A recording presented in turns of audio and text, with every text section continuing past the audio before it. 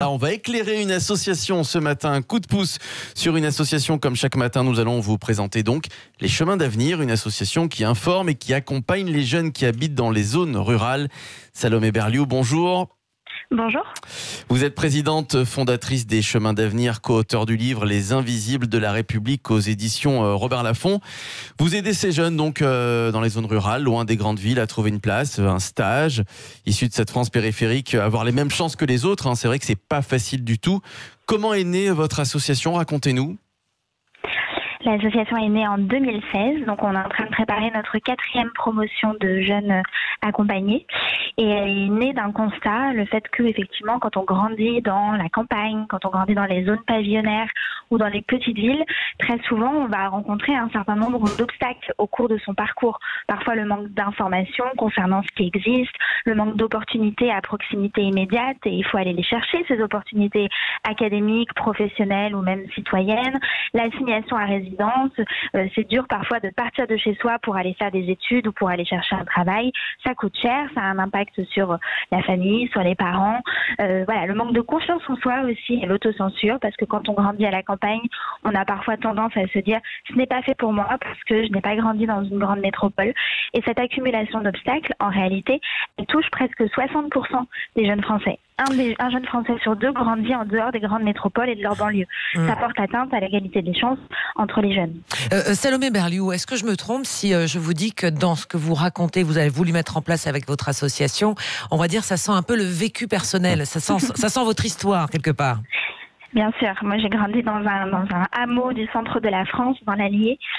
Effectivement, ces difficultés-là, je les ai rencontrées. Au-delà de mon cas personnel, je me suis très vite rendu compte, notamment en allant faire des études à Paris par la suite, qu'on était beaucoup dans cette situation à venir d'Alsace, de Touraine, du sud de la France, du nord. Ah oui, Paris n'est pas rempli que de Parisiens, oui. Non. Et après, l'objet de l'association, et j'insiste là-dessus, ce n'est absolument pas de faire venir tous les jeunes dans les grandes villes comme Paris, comme Lille ou comme Lyon. Pas du tout. L'objectif, c'est vraiment de dire les jeunes des territoires ont du potentiel. Ils sont aussi talentueux que les autres, aussi motivés, aussi curieux. Et la seule chose, c'est qu'il faut leur donner des moyens concrets de réaliser ce potentiel, parce que parfois, ça peut être plus compliqué pour eux. Donc, il faut aller les chercher, il faut les parrainer, il faut les mettre en lumière, il faut leur donner la parole. Alors justement, ces jeunes qui habitent en zone urbaine, comment font-ils justement pour connaître votre association? Comment vous faites pour vous faire connaître auprès de ces jeunes? Alors oui, dans les zones rurales et les petites villes, nous, on a vraiment décidé justement de ne pas sourcer les jeunes grâce à un formulaire en ligne qui permettrait uniquement à ceux qui connaîtraient l'association de postuler. Donc en fait, c'est vraiment une association qui part du terrain. Nous sommes conventionnés avec les rectorats, avec les collèges et les lycées qui vont devenir des collèges et des lycées partenaires. Et nous intervenons dans tous ces collèges et lycées de façon à parler au plus grand nombre de jeunes de 4e et de première, à tous les jeunes de 4e et de première d'un même établissement. Et c'est suite à ces interventions-là qu'ils postulent pour nous rejoindre sur un seul critère, la motivation. Pas de critères de notes, pas de critères sociaux. C'est vraiment aide-toi et le ciel t'aidera. Et pourquoi ce critère de motivation et pas un dossier, on va dire, tout simple avec des notes et des appréciations? Parce qu'on sait très bien que, effectivement, le fait d'avoir des bonnes notes à l'école, c'est une façon de montrer son potentiel, une façon de se réaliser quand on a 14 ou 17 ans, mais c'est loin d'être la seule. Et si vous saviez, parmi les 1000 jeunes accompagnés par un chemin d'avenir dans les prochains mois, là on va atteindre les 1000 jeunes, le nombre justement de pépites qu'il y a dans le sud, dans l'académie de Clermont-Ferrand, dans l'académie de Grenoble, dans l'académie de Nancy-Metz, avec des jeunes qui peut-être n'ont pas de très bonnes notes à l'école, mais qui rêvent de devenir ébénistes et qui vont pouvoir le faire, qui ont envie de reprendre l'exploitation agricole de leurs parents, ou qui rêvent de devenir diplomates et qui tout à coup vont petit à petit se réaliser, se découvrir, notamment grâce à leurs parrains Chemin d'Avenir.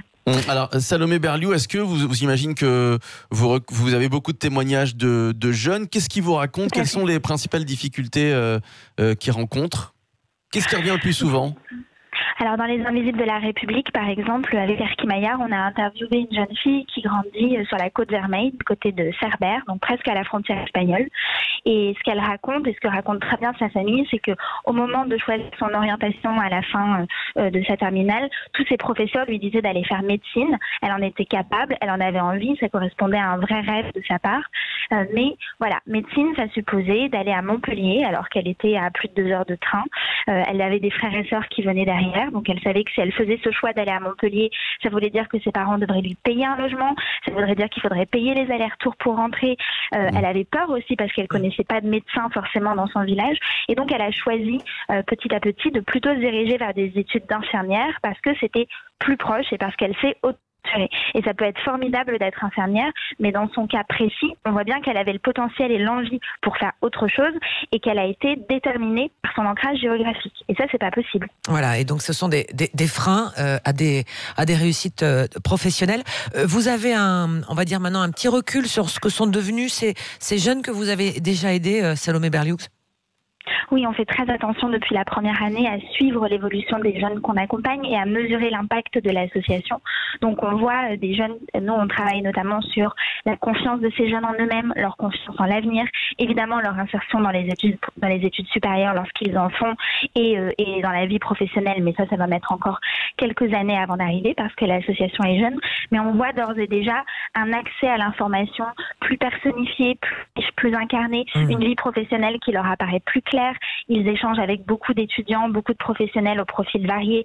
On travaille sur la mobilité de ces jeunes de façon à ce qu'ils puissent décider de rester chez eux, mais aussi d'aller faire autre chose ailleurs et notamment à l'étranger. Donc oui, les résultats au bout de un peu plus de 3 ans d'accompagnement sont vraiment très très prometteurs.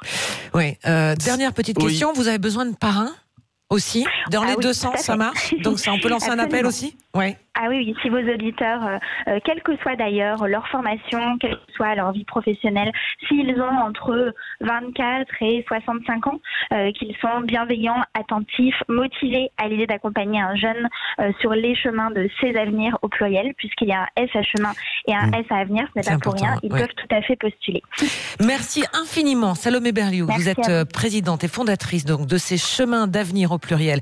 Je renvoie également à votre livre, Les Invisibles de la République. C'est aux éditions Robert Laffont et on était ravis de ce coup de main que l'on a présenté ce matin aux auditeurs de Sud Radio. Et les chemins d'avenir à Gilles Rappeler.